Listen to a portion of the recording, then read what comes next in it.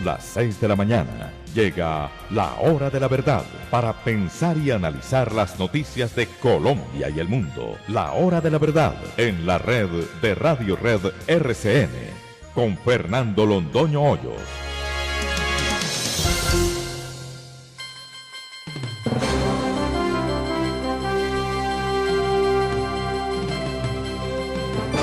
Muy buenos días. Son las 6 de la mañana de este miércoles 20 de noviembre de 2019. Esta es la hora de la verdad y estos son temas y asuntos que trataremos en la grata compañía de ustedes durante las próximas horas. Los ojos del mundo pendientes de Colombia.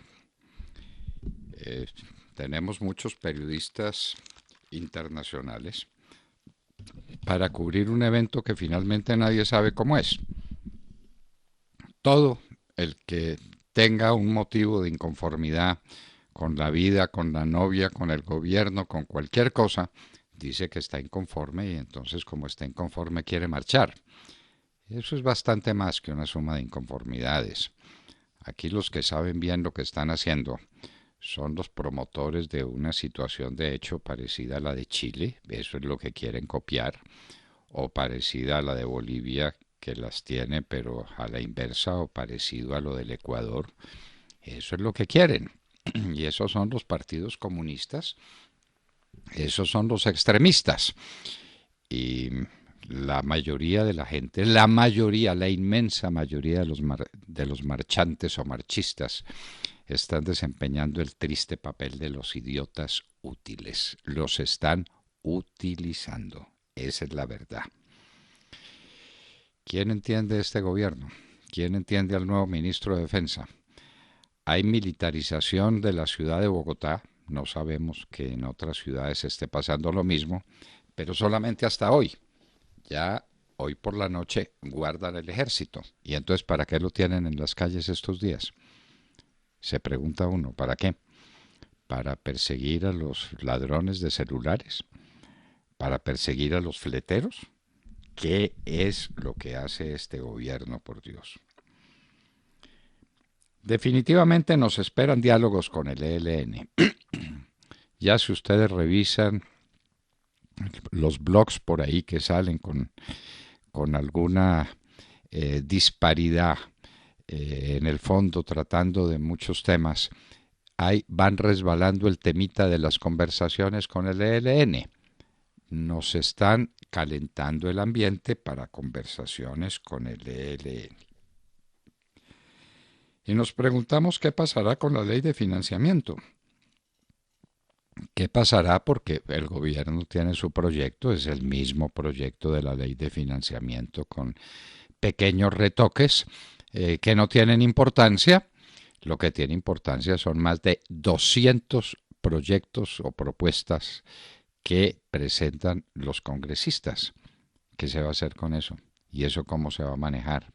¿Y cuándo? ¿Y a qué horas? ¿Y con cuáles mayorías? Son preguntas que vale la pena hacer. Suspensión indefinida de clases en la pedagógica. Eso que ocurrió en la pedagógica no puede pasar desapercibido. Eso es una cosa muy seria. Que había unas conversaciones entre las directivas y los representantes de los estudiantes y de pronto eso se convirtió en un infierno. Casi matan al rector de la pedagógica. ¿Qué es lo que hay ahí? ¿Qué es lo que está pasando? Pero, como siempre, nunca sabremos nada.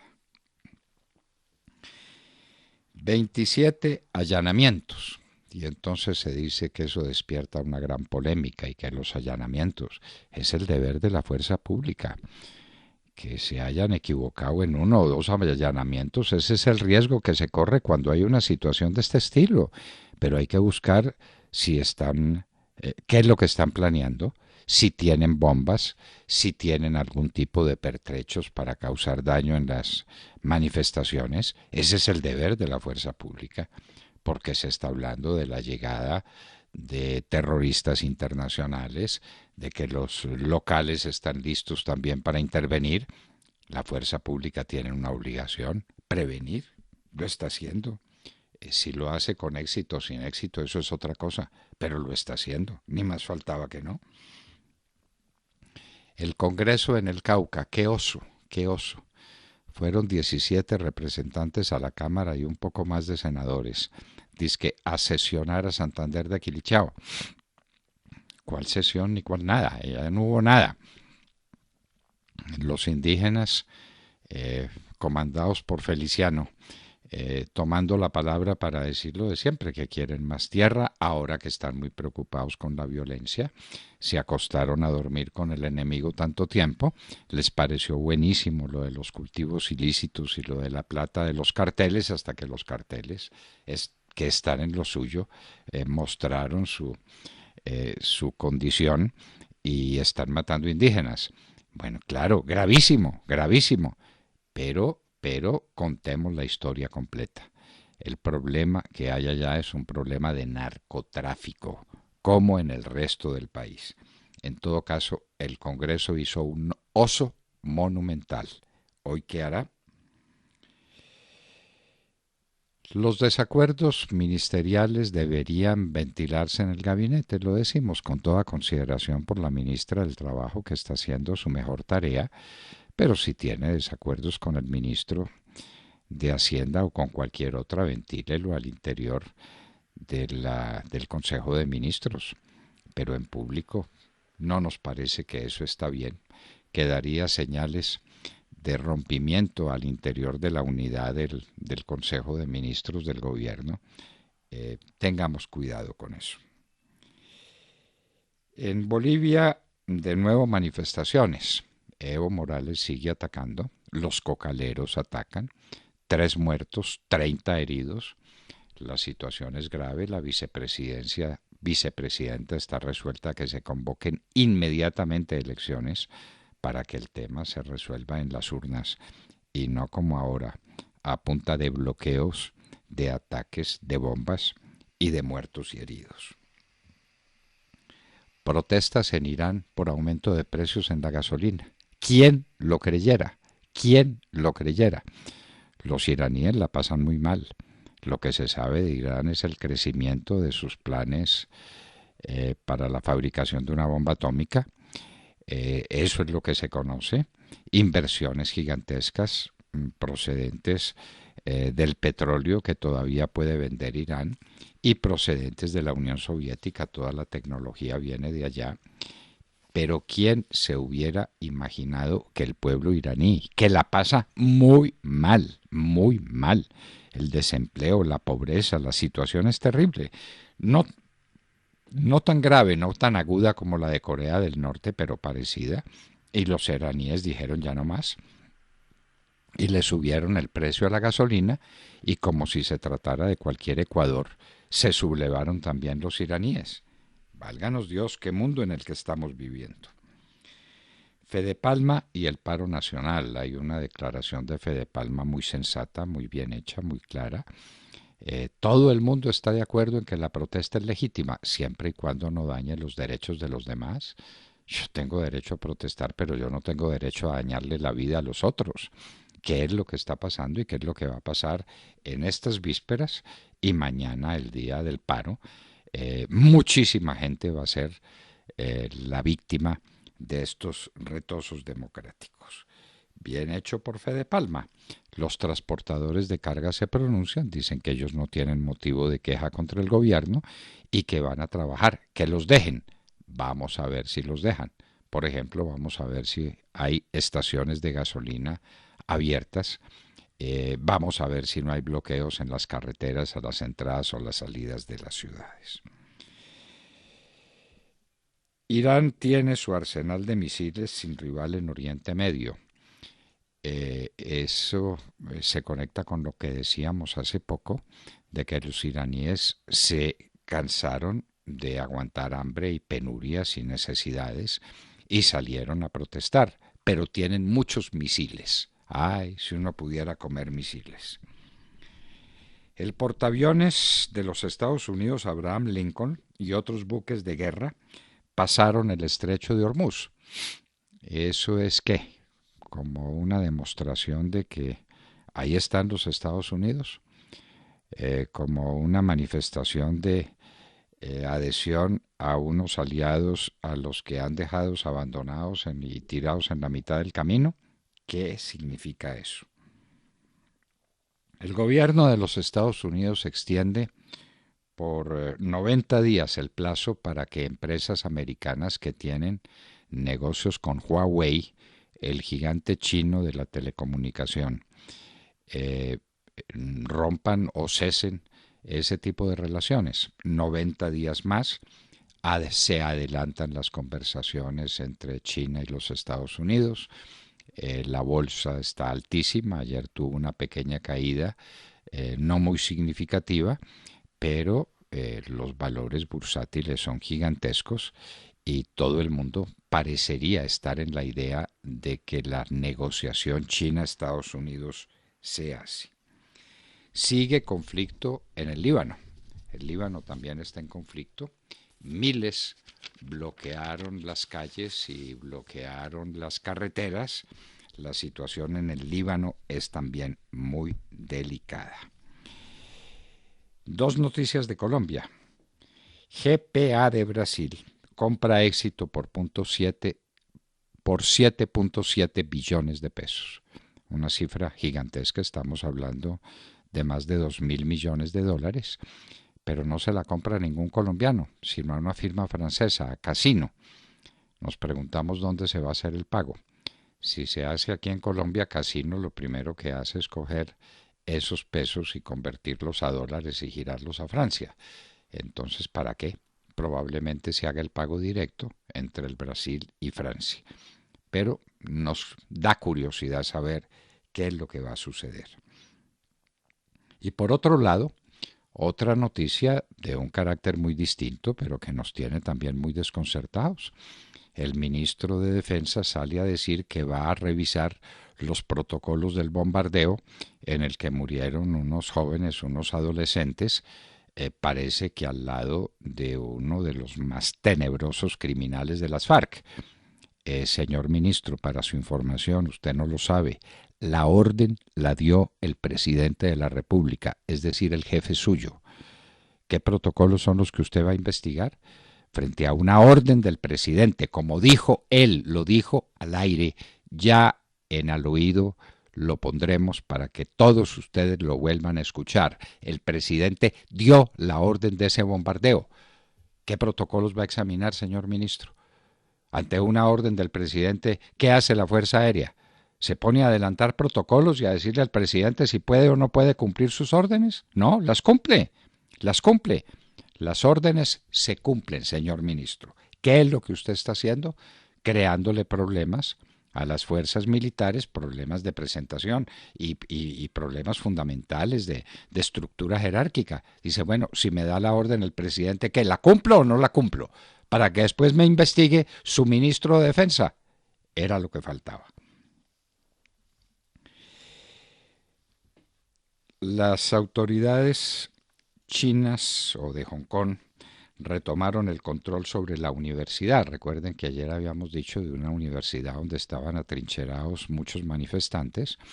Se la tomaron con la amenaza clara de que iban a disparar y no bombas de goma o balas de goma, perdón. Ya en muchos sitios se está hablando de ese tema. Las fuerzas militares han estado en muchas partes, como en Bolivia, al margen de las trifulcas en la calle, pero les dicen que salgan como en Chile y dice, salimos pero con balas de verdad. El ejército no está hecho para salir a distraerse y a tirar balas de goma para que le tiren piedras en contra. Para eso no. El FBI en los Estados Unidos investiga si la muerte de Epstein fue homicidio para favorecer amigos poderosos. Esto se sigue discutiendo. Por ahí hay informes de medicina legal donde dice que fue un suicidio, pero el FBI está investigando, porque la muerte de Epstein fue muy conveniente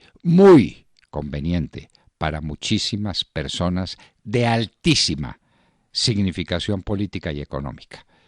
Con la muerte de Epstein todo eso se borró. Muerte muy conveniente, ¿verdad? La tasa de deforestación en el Amazonas es la más alta en 11 años. El presidente de Filipinas, Duterte, no se anda por las ramas. Se está discutiendo el tema de los cigarrillos electrónicos y de los daños a la salud que produce el llamado vapeo, y Duterte dice de una vez: prohibido, prohíbo la importación, prohíbo el uso de los cigarrillos electrónicos. Y se acabó. En Colombia, Bencos Biojó, uno de los más tenebrosos terroristas de la guerrilla de las FARC, uno de los responsables de la masacre de Bojayá, es hoy senador de la República reemplazando a Iván Márquez. Luego no hubo silla vacía. Con las FARC no juega la silla vacía y las FARC traen a personajes siniestros como ese al Congreso de la República. Bueno, ¿quién entiende lo que pasa en Colombia? Murió Iván Roberto Duque o Ernesto alias Ernesto Báez, uno de los paramilitares más destacados, porque era el hombre que sabía leer y escribir de corrido, tenía una buena capacidad oratoria, una buena capacidad explicativa, de una posición que siempre reclamó posición política y dijo que nunca cogió un arma en sus manos. Murió Iván Roberto Duque. Más indígenas atacados en el Cauca, un muerto y varios heridos. ¿Se oponían a la erradicación de cultivos? ¿O estaban ellos impulsando la erradicación de cultivos? El tema en el Cauca tiene un nombre claro, se llama cocaína.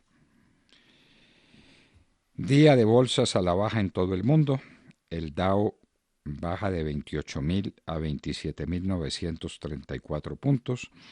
El petróleo está a 55,17, el WTI a $60.67, el Brent.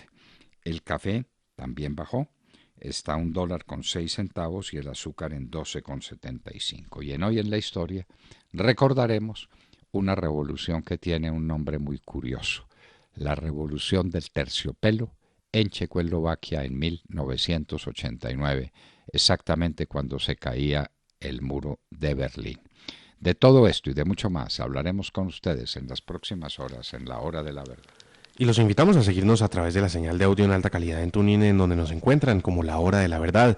Asimismo, los invitamos a sintonizarnos en los diales 710 AM en Medellín, 1200 AM en Cali y 970 AM en Bogotá. Y recuerden que estamos presentes en nuestra cuenta de Twitter, @Hora de la Verdad. A través de esta cuenta pueden seguir el minuto a minuto de nuestras emisiones. Los invitamos también a seguir nuestra transmisión a través de Facebook Live, con nuestra señal en vivo y todo el contenido de nuestras emisiones que está disponible en nuestro canal en YouTube. Tenemos también cuenta en Instagram, ahí estamos compartiendo historias, videos, imágenes y todos los acontecimientos del país. En Instagram síganos en @LaHoraDeLaVerdad_oficial. Y no olviden visitar nuestra página de internet www.lahoradelaverdad.com.co, en donde pueden sintonizarnos y compartir sus opiniones a través del chat. En Colombia son las 6 de la mañana, 19 minutos. Continuamos con las noticias, no se despeguen de la sintonía. Personajes en Radio Red, La Hora de la Verdad y Bogotá AM/PM se unen para regalarle una sonrisa a nuestros niños del Instituto Nacional de Cancerología. Tráiganos sus regalos a las instalaciones de RCN Radio, calle 37, número 13A19, barrio Teusaquillo en Bogotá, porque nuestros niños merecen una feliz Navidad.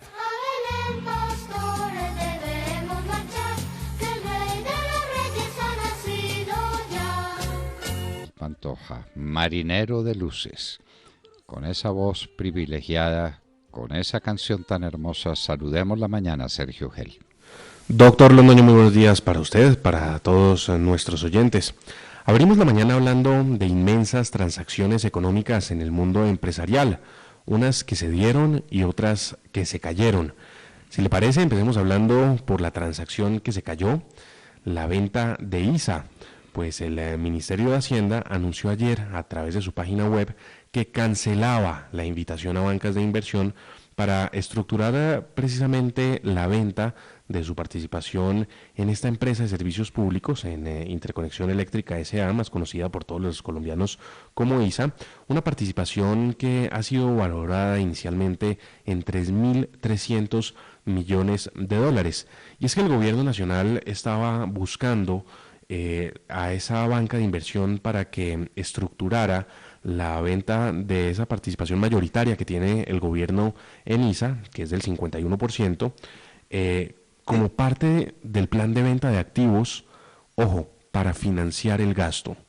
Querían vender a ISA como una medida desesperada, quizá, para poder financiar el gasto de funcionamiento del Estado colombiano. Bueno, pues se cae esa venta y se cae precisamente en anticipación a las protestas del día de mañana, quizá también para que no lo señalen como el gobierno que busca privatizar las empresas y también el gobierno que busca financiar pues con la venta de esas empresas el gasto, el inmenso gasto público que pues resultó inmenso, heredado también del gobierno Santos, cosa que tampoco le han contado bien al país. Pero bueno, se cae la venta de ISA, es una noticia muy interesante también para analizar, y mientras esa venta es la que se cae, pues una se concreta, otra venta se concreta, y hablamos de la venta del Grupo Éxito.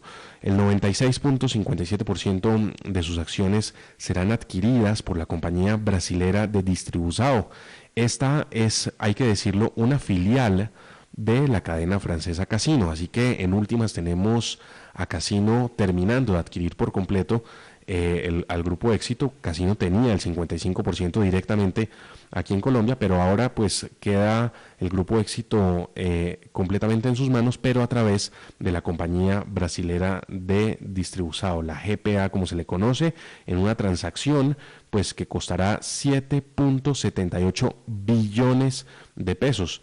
Es una de las transacciones más grandes que se han visto en los últimos tiempos y sin lugar a dudas pues tenemos que comentarla porque de esta dimensión de transacciones no se ven todos los días. Así que bueno, se mueve el mundo empresarial. Lo que hace en últimas Casino es adquirir por completo la participación en el Grupo Éxito, pero lo hace a través de su filial brasilera, 7.78 billones de pesos. Esa, pues, la transacción que sí se concretó, mientras que se cancela, insistimos, la de ISA, una venta, pues, que generaba bastante polémica, pero que el Ministerio de Hacienda anunció ayer que queda completamente cancelada.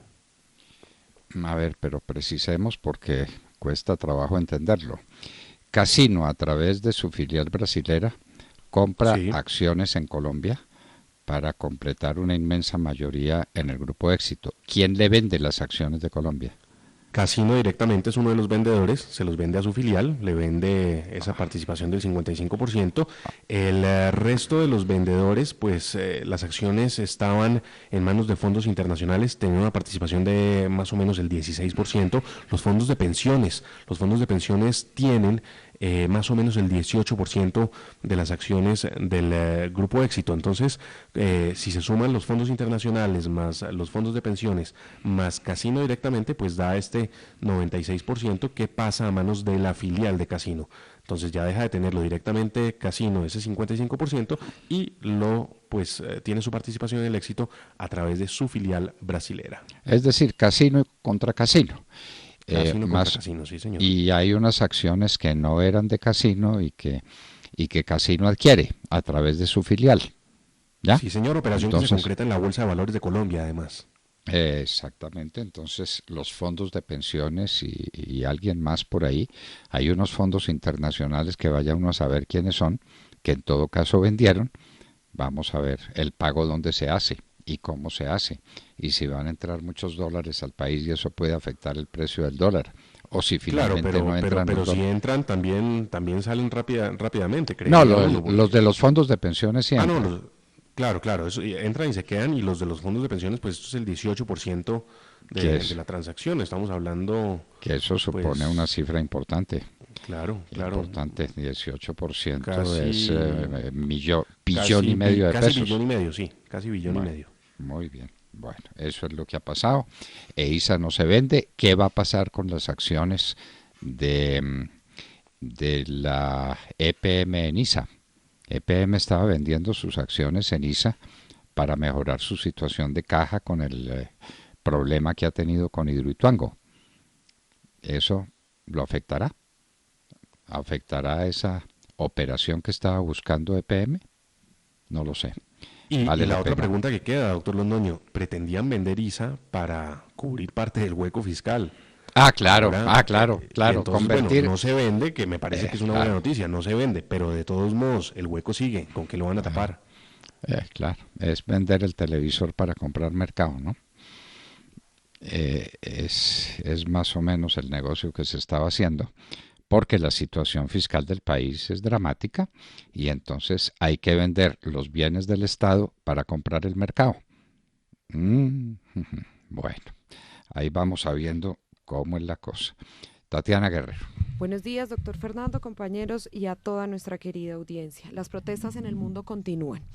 En Irán se cumple el cuarto día de protestas que se generaron tras el anuncio de un aumento en el precio del combustible en un 50%. Irán culpa a los gobiernos extranjeros por protestas de sus ciudadanos y dicen que esas naciones enemigas estarían exaltando los ánimos de los ciudadanos. Recordemos que el régimen bloqueó el acceso a Internet para impedir que se extiendan las manifestaciones y que sean publicadas en redes sociales. A toda esta grave situación se suma que a pesar de las dificultades para obtener información confiable dentro del país, la Organización de Naciones Unidas estima que decenas de personas han muerto en la represión de las manifestaciones y Amnistía Internacional da una cifra de 106 civiles muertos. En Chile las manifestaciones continúan, pese al anuncio del presidente de que se realizará un referendo para cambiar la Constitución y dar más garantías sociales. La economía de esa nación, que era destacada a nivel mundial y que hace tan solo unas semanas avanzaba a un ritmo de crecimiento superior al 3%, casi nadie se preocupaba por una eventual recesión. Ahora varios analistas se preocupan y dicen que esto podría suceder. En un mes de disturbios ha cambiado todo. Analistas ahora esperan que la economía de 300.000 millones de dólares se contraiga este trimestre y tratan de averiguar si la tendencia se extenderá hasta 2020, lo que significaría una recesión. En todo Chile, las ventas minoristas se han desplomado y pequeñas empresas que representaban aproximadamente el 50% del empleo han cerrado sus puertas. Los hoteles no se quedan atrás, prenden un hilo por las cancelaciones. La infraestructura pública ha sufrido daños, incluidas 143 cámaras y más de 300 semáforos. Así es como lo dice el gobierno y varios medios de comunicación. Otras industrias también se han visto afectadas. La producción agrícola probablemente disminuirá en un 2% este año debido pues a todas estas manifestaciones y también a la sequía. Según la Sociedad Nacional de Agricultura, su contraparte manufacturera espera una disminución del 1%. Además, ahora se suma que la multinacional Walmart va a demandar al Estado chileno ante los daños por las protestas, ya que este no le ha garantizado en el orden público y que ellos han presentado varios recursos de protección, los cuales el gobierno no los ha tenido en cuenta.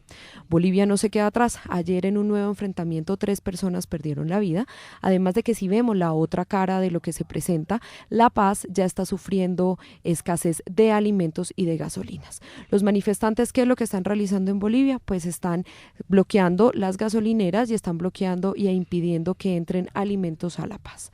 Por su parte, la presidenta interina, Jeanine Áñez, le dio 48 horas al Parlamento para que éste diga que va a convocar a elecciones presidenciales. De lo contrario, ella dijo que sacará un decreto para hacer estas elecciones. Y para finalizar con Bolivia, Eva Liz Morales, hija de el expresidente de Bolivia, Evo Morales, pidió salir del país. Se le otorgó y ahora se encuentra en México junto con su padre. Bueno, de manera que en todas partes lo que tenemos es un estado de convulsión general de muy distintos signos. No se puede comparar lo de Bolivia con lo de Chile, con lo de Irán, pero hay una situación de efervescencia general que se expresa en grandes manifestaciones y en disturbios muy serios en todas partes. En Irán se dice que ha habido más de 100 muertos. La cosa está bastante complicada en Irán. En Bolivia ayer hubo 3 y muchos heridos. En Chile la cosa sigue complicadísima y la economía más fuerte de América Latina está haciendo vuelta trizas por estos elementos obviamente comunistas proallendistas. Como nadie les recuerda a los muchachos de hoy qué fue Allende, quién fue Allende y cómo era Chile en la época de Allende, entonces quieren Allende y quieren al Che Guevara. Válganos Dios, ¿qué va a pasar aquí mañana? De Mar Córdoba. Doctor Fernando, compañeros de la mesa, oyentes de la Hora de la Verdad, muy buenos días. Termina una semana corta en el Congreso de la República, donde a duras penas se logró sesionar en Senado el día lunes durante algo más de una hora y se levantó la plenaria por falta de quórum. En Cámara la cosa estuvo mejor, pues lograron sesionar ayer y lo harán hoy desde las 9 de la mañana, pero con más dudas que certezas de lograr la discusión y votación de proyectos, pues se anuncia que mañana también habrá paro por parte de algunos controladores aéreos, lo que hace pensar que los congresistas tendrán que buscar muy pronto sus vuelos de regreso a sus ciudades. Ayer, aunque se había advertido que por temas de logística y seguridad no habría plenarias en el del Congreso de la República en el departamento del Cauca, más exactamente en Santander de Quilichao, asistieron a la cita con los indígenas 17 representantes a la Cámara y 27 senadores de los partidos de la U, los Verdes Liberales, Petro, el Polo Democrático, los Decentes, que escucharon los problemas de los indígenas, entre ellos el tema de la creciente violencia por cuenta del narcotráfico, asunto que poco asumen porque en cambio de ayudar en la lucha en contra de la coca, exigen que se deje de producir, que se deje a un lado la erradicación, que se quite a los policías y a los militares que no hagan más presencia en cercanías de sus resguardos indígenas. Bastante contradictoria la petición. Recordemos que hoy el Congreso de la República tiene en total 279 miembros, de los cuales 44 asistieron a una jornada presidida por Alexander López del Polo Democrático, Angélica Lozano de los Verdes y María José Pizarro de los Decentes, donde claramente los indígenas se contaban por decenas y los congresistas unos cuantos no más. A esa sesión estaban invitados los ministros del Interior, Nancy Patricia Gutiérrez, y el de Defensa, Carlos Holmes Trujillo, quienes se excusaron de asistir a la sesión, y a nombre del gobierno asistieron el alto comisionado para la paz, Miguel Ceballos, el consejero para la seguridad, Rafael Guarín, y la directora del Departamento de Prosperidad Social, Susana Correa. Entre tanto, en el Congreso de la República, en Bogotá, se realizó una última reunión con las comisiones terceras sobre lo que será la Ley de Financiamiento 2.0, que tiene 110 artículos y ahora 207 proposiciones, y se espera pueda ser radicada hoy para que su discusión sea posible la otra semana, miércoles o jueves. Por ahora se espera hacer unos paquetes, señor. ¿La otra semana quiere decir la próxima? Sí, quiero decir la otra semana, la que viene. La próxima semana. Sí, señor.